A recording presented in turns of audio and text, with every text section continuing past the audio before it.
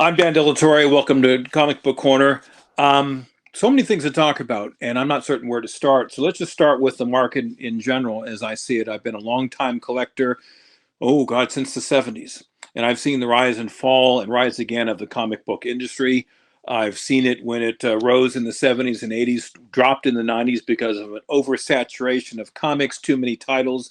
The comics were getting too expensive and the storyline was changing, and then it's rose up again.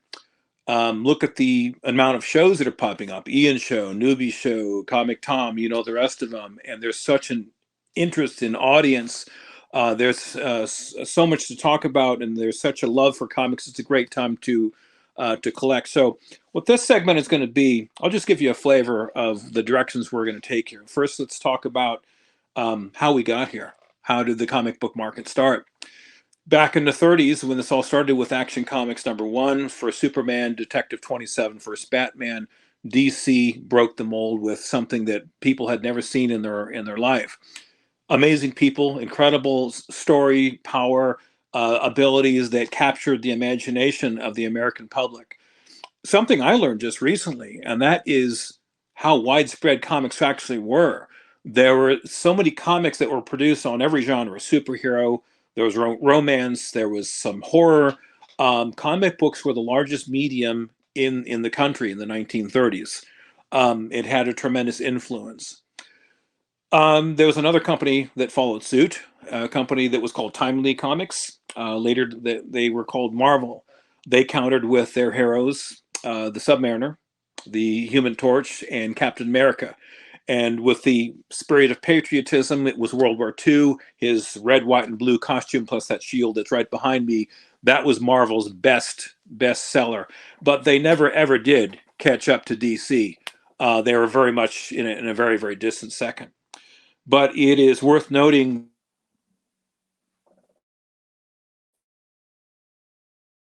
Dan will be back. We blame Comcast. He will be back. Watch. 3, 2, 1. There you go. Yeah. Now, this is my quick little aside here. I love Comcast. I really do. You pay money for this, and yeah, these little interruptions are just, yeah. If I had two cans in a string, I'd probably get better coverage. Anyway, back to the golden age rather. Everything was humming along just fine with DC and Timely or Marvel. But in 1954, there was a book written by a psychologist named Dr. Frederick Wertham, and it was called The Seduction of the Innocent. And he was profiling things like horror comics. You guys were profiling some of those just a few moments ago. Yep. Well, there was something that was going on in the mid-50s that society couldn't explain, and there was a rebellion of sorts. Children were speaking back to their parents, which was never heard of before. The World War II parents really didn't know what was causing it, or more importantly, what to do about it, because they didn't do that in their day. The best way to describe it was there was a movie called James Dean Rebel Without a Cause. And, you have the teenagers with the leather jackets and so forth. Well, that was a rebellion that just couldn't be tolerated because, again, the 50s was a very Victorian era. So Dr. Wertham basically pointed the finger of blame mostly at comic books because they were such an influence on younger people because they were geared towards younger people. And he didn't really focus so much on superheroes, but mostly, again, horror, and there was sexual content and so forth. And again, that wasn't tolerated back then. This book and the subject matter was so popular, it started a national conversation and even made it to Congress. There was a congressional hearing about this subject. That was bad news for the comic industry. Because when you work for the industry, you didn't make a huge fortune, you didn't make a killing. You were working and you were making a living. These companies, in large measure, couldn't fight what was about to come down upon them, which was censorship. And that's what formed the Comics Code Authority. They basically censored themselves in an attempt to salvage the industry. But it was a rough time for a number of companies, especially Marvel. A gentleman you've all heard of by the name of Stan Lee had 5 or 6 rough years. And then his wife, Joan, they had a very close, loving relationship. They had a conversation. And his wife said, look, if you're about to get out of this industry, which he was about to just give it all up, she said, you know what? You have nothing to lose. Go out the way you want to. Go down swinging, in essence. And he did. He sat down with Jack Kirby and the remaining team of Marvel that would later become the Marvel Bullpen. And he created the Fantastic Four in 1961, the Incredible Hulk in 62, Thor, Iron Man. He brought back Captain America. He created the Avengers, the X-Men.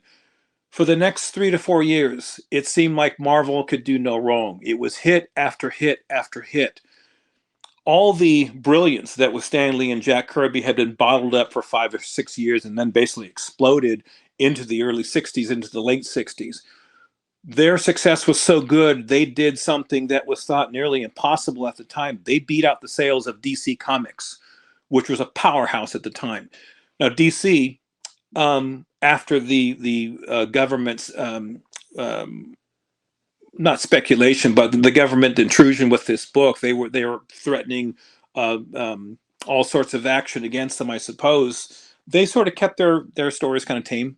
They weren't as good as the Marvel stories, which were more action-packed and more down-to-earth and more gritty. And I mention this because I think this is why the stories in the late 50s and early 60s weren't that great from DC.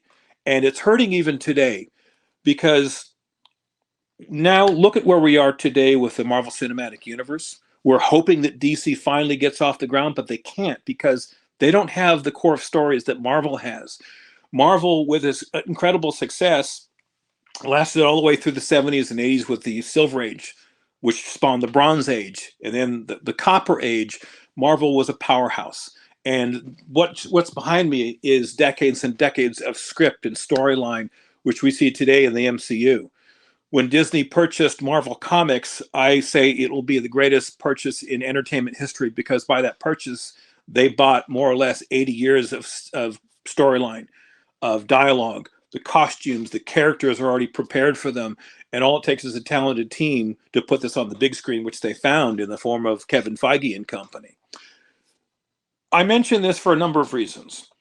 If you're a collector, you collect whatever you want, whatever makes you happy. That could be from Bugs Bunny to horror or sci-fi or whatever makes you happy. In large measure, it's superhero comic books.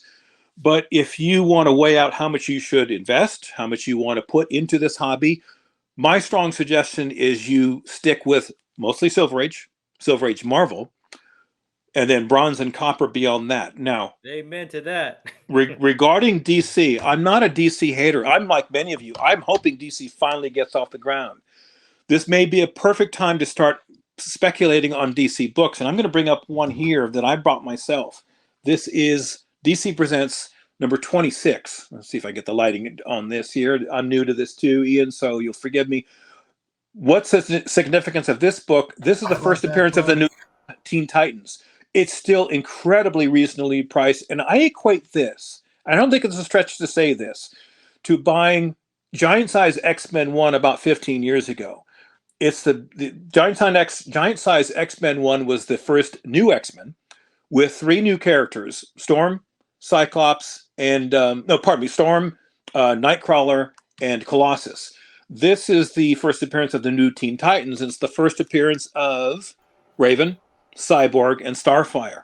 These are incredibly reasonably priced. I paid $500 for this one.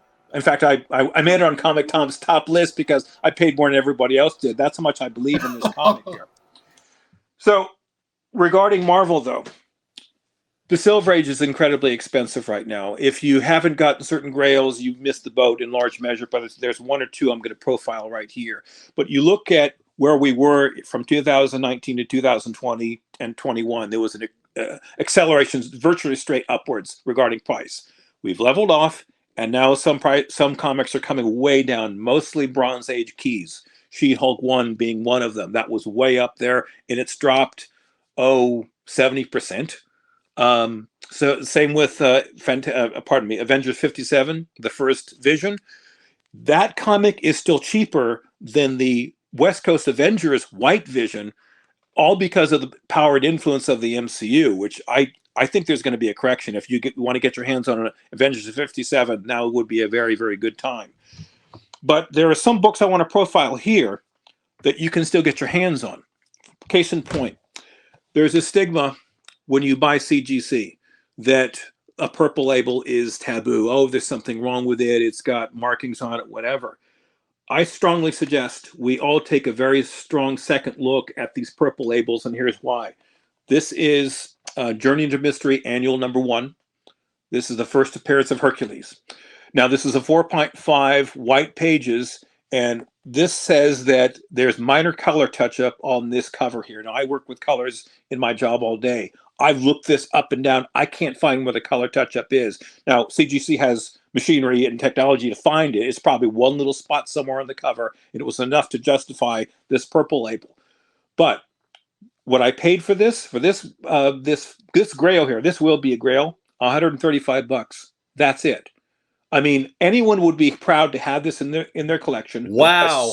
A Silver Age book certified by CGC. We trust their label. We trust their judgment. But again, you have to be willing to not only look at lower grades, but the purple grades. And here's another one, probably a better example, one I never thought I'd get my hands on. That's this one here, Fantastic Four #12. The first meeting between Hulk and Thing and the Fantastic Four. It's a 1.5, what they call a parent 1.5. Now there's problems with this one. The top was what they say, it was trimmed. There's some tape on it. I don't care about that. Look at that. It still presents very well. It is a complete book. I paid only $300 for this. That's beautiful, Dan. That's beautiful, man. Books in this condition are $1,500 minimum. I've seen the ones that are $1,200 that are barely holding together. But again, I wasn't afraid to get the purple label, and I can say this is in my collection. But regarding collecting in general, like anything that you do, the more time you put into something, the more research, the more you're going to get out of it. And diligence and patience and saving your money is where it's at. This happens very rarely, but it does happen. And because it happened to me, another book I never thought I'd get my hands on is this one here, Avengers #4. This is signed by Stan Lee. It was a CBCS label. I only paid $650 for this. Now, I posted this on my Instagram. There was My Comic Shop, a very reliable source, had one of another 4.0 like this one, signed by Stan Lee. They wanted $2,800 for it. And it was one of those situations where I thought this is too good to be true. And I almost didn't buy it. They wanted $650. And I thought, well, all right, I'll take a guess. I mean, I looked at the front, the back label. It was not a reprint. I looked at the seller's history, and I did take a leap of faith. Buy it now. A week later, this shows up at my door. It's exactly as I said it would. But it's only because I looked. I was consistent. Today, if you posted this on eBay for that price, I don't think it would last 5 minutes. But you have to be willing to put the time and the research in on these. Deals are still out there. And, there's a couple other things I want to bring up before I bring up this last book here. There are stories that are about to come up, movies that are about to come up from the MCU. Armor Wars is one of them. There are so many armor-clad individuals, you need to think outside the box and look through your history regarding what might show up. One of the ones that's my personal favorite, and probably the most identical character to Iron Man in all of Marvel, is this character here, X-Men 31. This is the first appearance of a character called the Cobalt Man. Now, he emulated his armor exactly like Iron Man's. If there's anyone who has a close replica to the Iron Man armor, it's this character here. And I don't see why the MCU would tap into that character and any other. And you might want to get your hands on it because nobody's really looking at that particular book or that particular character. And even if it doesn't show up in the MCU, I personally don't care. I buy because I love storyline. I love the comics. Yeah, I like to see the value in my comic go up, but still, I buy because there's such a happiness that I have. And it's hard to express how happy I am having all these comics around me. It's a great medium. Two other examples, and then I will turn it over to you gentlemen here. The horror genre is greatly accelerated. And who is it? Swagelhaus, Newbie, and a few other guests were talking about Action Comics #1, Amazing Fantasy 15, and they put up this book as in comparison. Ghost Rider, his first appearance, Marvel Spotlight #5. Now, it wasn't that long ago that there would be those that would say, well, that book has no business being compared to Amazing Fantasy 15, or certainly not Action Comics #1. But there it is. The reason why was because 9.8 sold for about $250,000 here. This genre continues to move. And I still say there's a lot of money in this particular book. I think this character is far more powerful than is let on. And if you get the right actor, not Nicolas Cage, I still say that this is certainly worth putting money into. Now, I'm lucky enough to get this. I got this pretty early. It's a raw copy. And you got to be careful of the raw copies, because I've made mistakes before. You buy it and you don't look through the book and it's missing a page or something's missing in it. And that will be your downfall. And you'll find out the hard way if you send it to CGC. One thing that we'll be profiling in this segment, well, there's so many things that we'll be looking into. One, news of the day.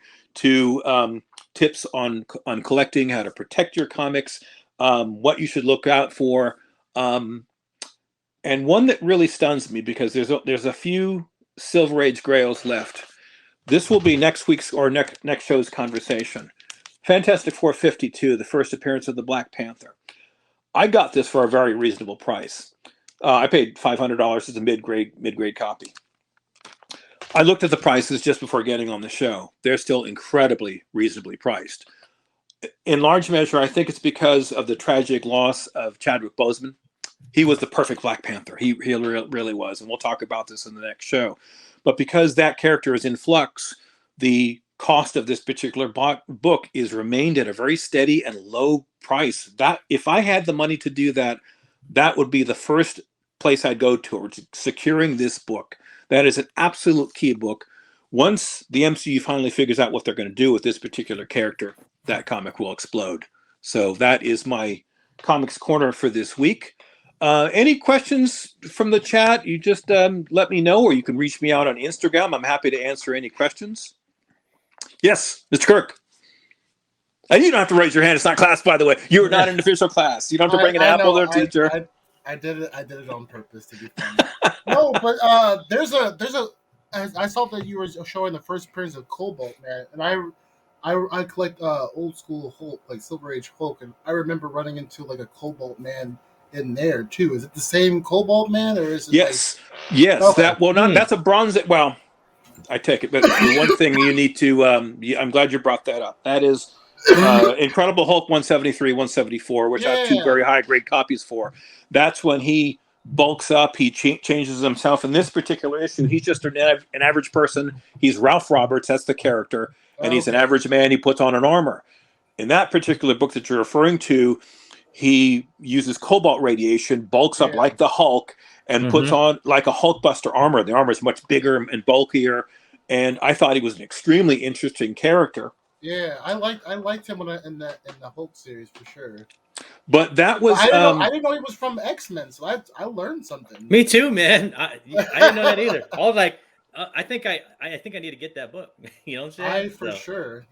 It's still out there. The price is still pretty reasonable. And again, here's the thing with collecting. You know, I basically have my own private little comic shop, and I listen to all the other shows, and all of a sudden a book will just pop out of thin air, like Hulk 156, the Bill Murray spec. I've got like 6 of those issues. Now, I had no idea Bill Murray was going to be the guy playing a very obscure character. I just got it because I love that particular story. So it's all hit or miss. It's a bit of luck, you know, if you think about it. It is luck. But you bring up another point. The 20-cent era is, what, in my opinion, that's where the Silver Age ends. It started with Marvel in 1961 with Fantastic Four. It ended in the 20-cent era, which is, I believe, 1973. Now, the funny thing is, today, there's no overseer. There's no one who says, hey, this is what is regarding the comic book market. When I was a kid, all you had was this, the Overstreet Price Guide. That was your Bible. When you were a kid, you went to a comic store or comic convention, you took this with you. There was no other reference. So whatever they said was literally gospel. Today, this is very much archaic. They never kept up with the times, and I'm stunned. There's no online presence. You can't talk to anybody there to ask any questions. And I have a bunch of questions for them, but they never respond to you. And so I mentioned that because the experts at the time said that the Silver Age ended in 1969 and the Bronze Age began in 1970. And I asked the question, why?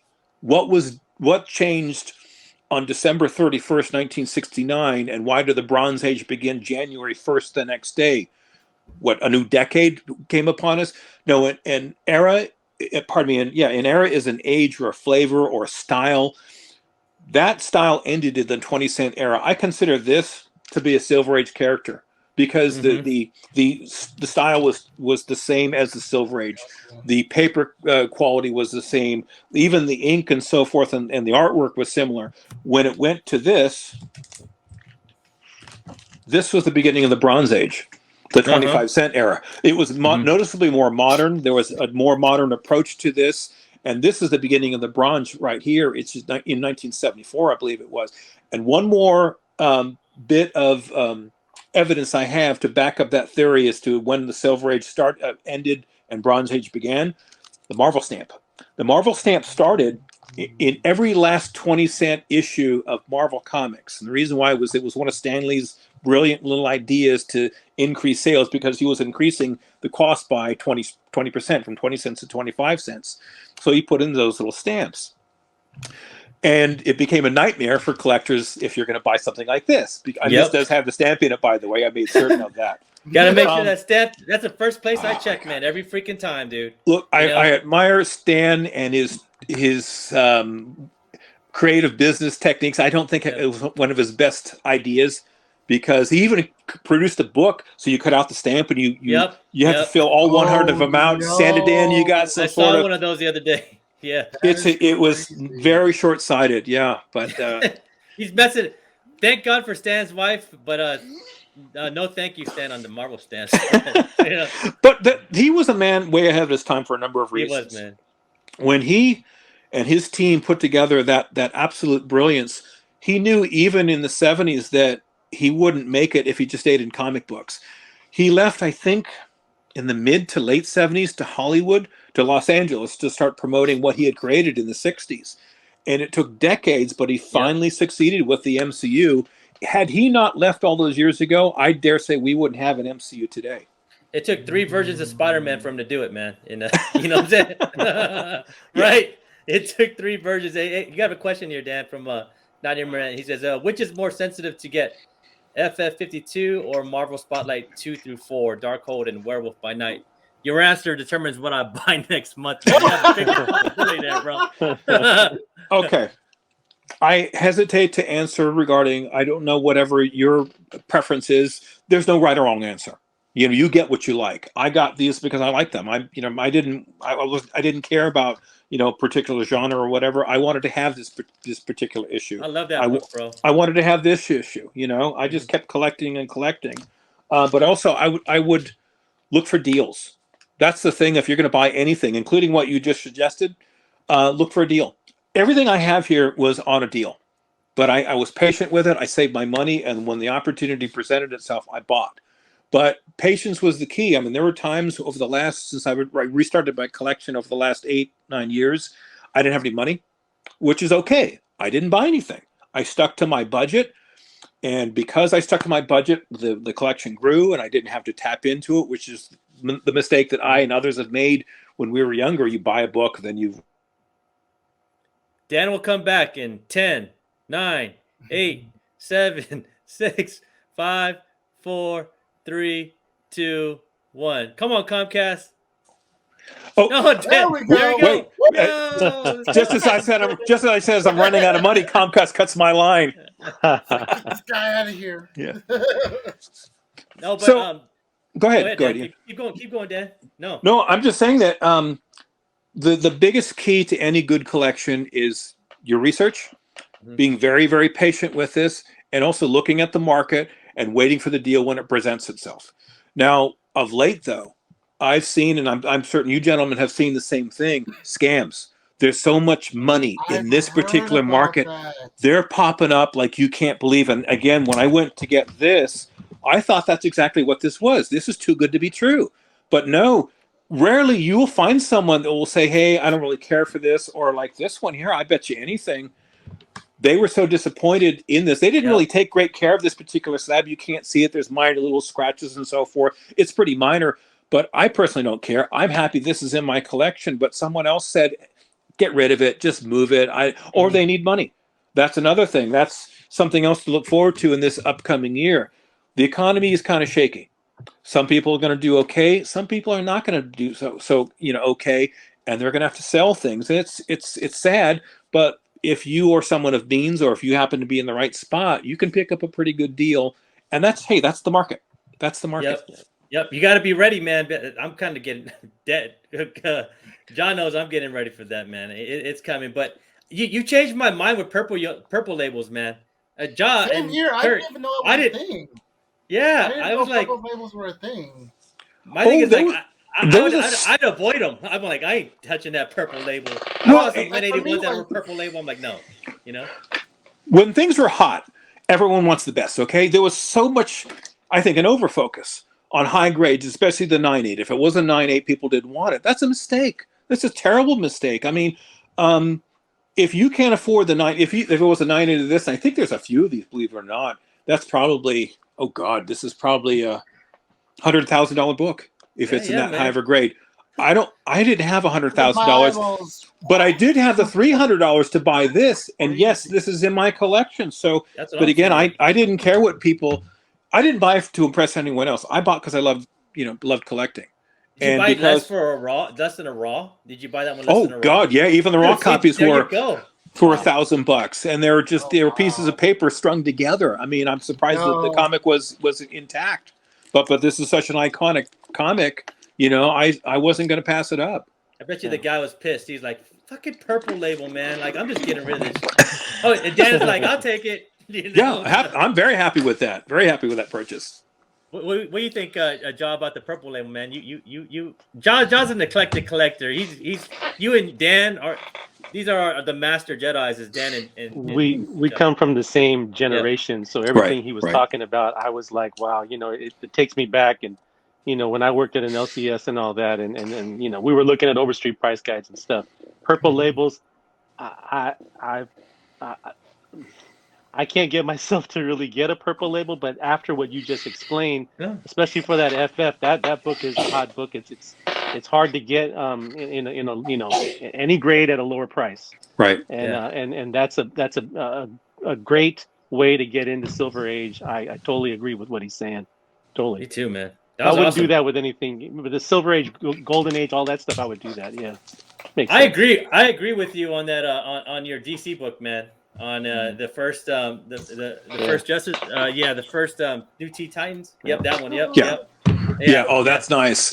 I'd like to get a raw copy so I could read it. The only obviously the downside when you first get your slabs is you can't open them, and that's a problem. That's why I usually just buy raw. I have like. I got a question. Yes, sir. I'm sorry. I didn't mean to cut you off, Kurt. No, go ahead. So my question on that Teen Titans, as far as I remember, was it an insert in the comic book separately? Again, this is the handicap of not having the raw copy. It says so. It says there is a 16-page preview. It's not a square-bound book. Here's Kirk. Yeah, Kirk, you've got one. You could answer that. I'll put you on blast, Kirk. Let's see. Hey, what the? I want to see this, man. You guys are gonna get mad at me, but my boy Joel, he's out here in San Diego. He picked one up for $75 at the last San Diego. Oh yeah, it's right here. Oh, bro, he killed it. I was like, oh, preview special. Exactly. Perfect. There you go. Yeah. See, that's great.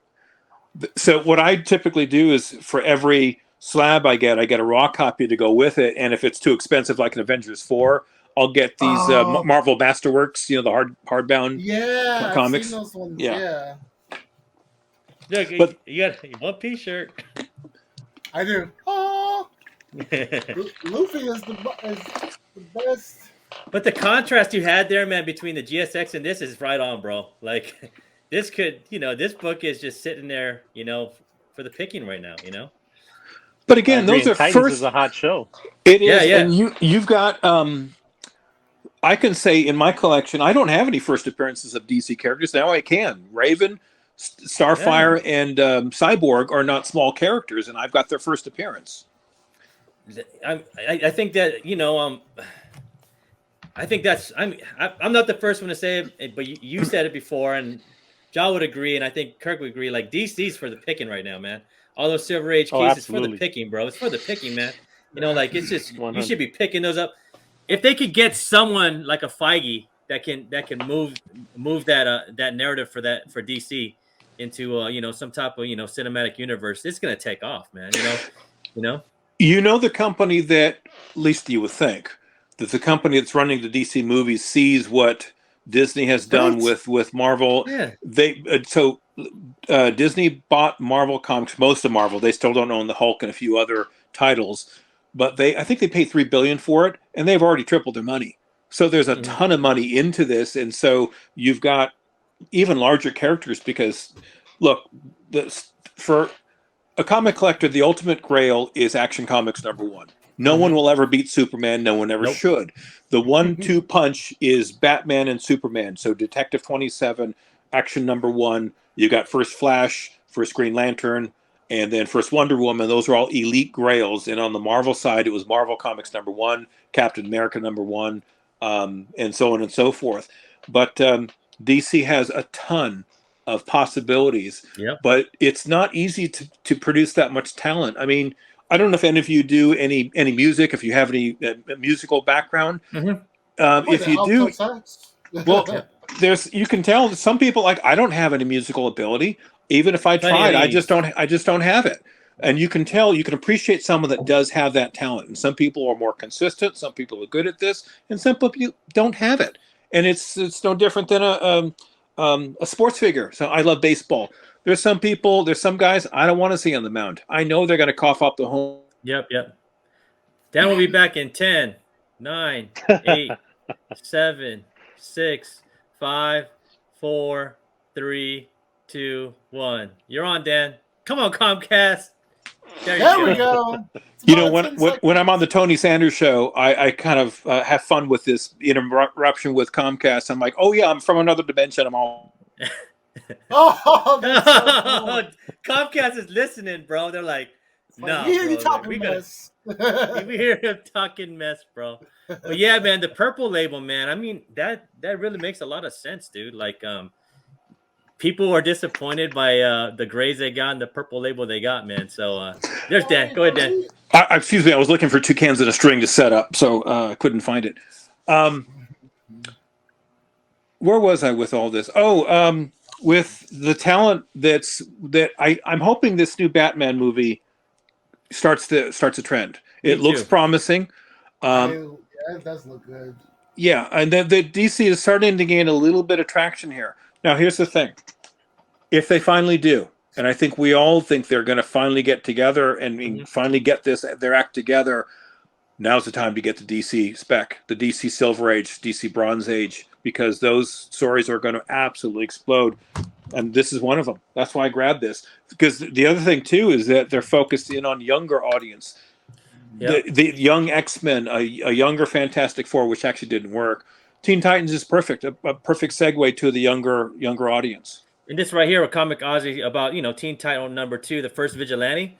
Man, Peacemaker's a hit, bro. Like, it's bigger than Book of Boba Fett, man. That I'm a big fan of. Dude, I can't wait till the next, was it Thursday or Friday when it comes out? It's so good. Right. I haven't watched it. Is it really good? It's good. Did you watch it, Ja? It's good, man. It's funny. It's a good hit for DC. Yeah. Nice. Man, Gunn put a lot of, there's a lot of comedy, but there's a lot of human things to it too at the same time. I'm gonna have to watch it. It's really good, dude. It's I like where it's going, and like Dan said, that could be the beginning is Peacemaker, right?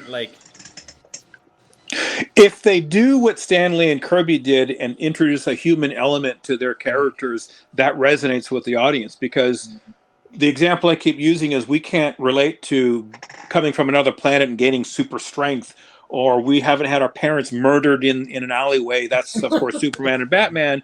But we can relate to someone like Peter Parker when he was a kid. He was broke. He was nerdy. He couldn't talk to girls. He was nervous. We can all relate to that. Yep. So that's a human. And with the Fantastic Four, they're fighting with each other. I'm playing. Well, it was me. Yeah. I'm no square bear. But those are components that we can all relate to. And when you look at everything across the board with Marvel, especially the Silver Age, these are all characters with flaws, and that was the human element that grabbed us. Mm-hmm, mm-hmm. Yeah, totally, man. But Dan, man, you blew our minds. I enjoyed how you started and how you got there, man.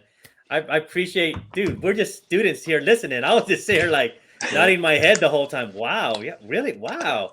I'm definitely gonna save up for Avengers 57 now, because I'm working on the first Avengers books, and so like that's a book that I have to eventually go down and get. I get it now, because at the height of WandaVision, the book I got was a nice mid grade. I paid $3.50 for it. That same book. Way. Oh, here comes the internet again. Oh no. But $3.50, that is definitely worth it. All right, Dan.